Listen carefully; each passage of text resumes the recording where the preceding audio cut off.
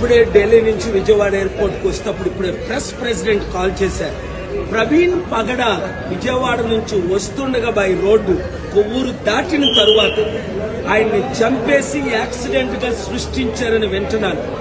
Doctors, staff వినండి, పోలీసులు వినండి, రాజమండ్రి ఎస్పీ వినండి, హోమ్ మినిస్టర్ ఎవరో ఆవిడ అనిత, డీజీపీలు వినండి. ఇన్వెస్టిగేషన్ సరిగ్గా చేసి న్యాయాన్ని ఇమీడియట్ గా జరిగించకపోతే తగిన చర్యలు తీసుకోవడం జరుగుతుంది. దేవుడు క్షమించడు, నేను క్షమించను. రాజమండ్రి వచ్చానంటే రేపు రచ్చ రచ్చ అయిపోద్ది. ఇమీడియట్ గా ఎఫ్ఐఆర్ ఫైల్ చేయండి, ప్రాపర్ ఇన్వెస్టిగేషన్ చేయించండి, వెంటనే చర్యలు తీసుకోండి. చంద్రబాబు నాయుడు గారు మీరు పర్సనల్ గా ఇన్స్ట్రక్షన్స్ ఇవ్వండి.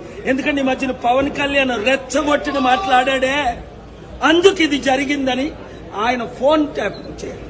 ఎవరెవరు ఆయనకు శత్రువులు ఉన్నారో ఇన్వెస్టిగేట్ చేయండి. ఇవన్నీ చేసి న్యాయం చేయండి, లేదా చిత్తుగా ఏం చేస్తారో మీకు తెలుసు. Thank you. ఇప్పుడే ఢిల్లీ నుంచి విజయవాడ ఎయిర్పోర్ట్ కు వస్తేప్పుడు ఇప్పుడే ప్రెస్ ప్రెసిడెంట్ కాల్ చేశారు. ప్రవీణ్ పగడ విజయవాడ నుంచి వస్తుండగా బై రోడ్డు కొవ్వూరు దాటిన తరువాత ఆయన్ని చంపేసి యాక్సిడెంట్ గా సృష్టించారని వింటున్నాను. డాక్టర్స్, స్టాఫ్ వినండి, పోలీసులు వినండి, రాజమండ్రి ఎస్పీ వినండి, హోమ్ మినిస్టర్ ఎవరో ఆవిడ అనిత, డీజీపీలు వినండి. ఇన్వెస్టిగేషన్ సరిగ్గా చేసి న్యాయాన్ని ఇమీడియట్ గా జరిగించకపోతే తగిన చర్యలు తీసుకోవడం జరుగుతుంది. దేవుడు క్షమించడు, నేను క్షమించను.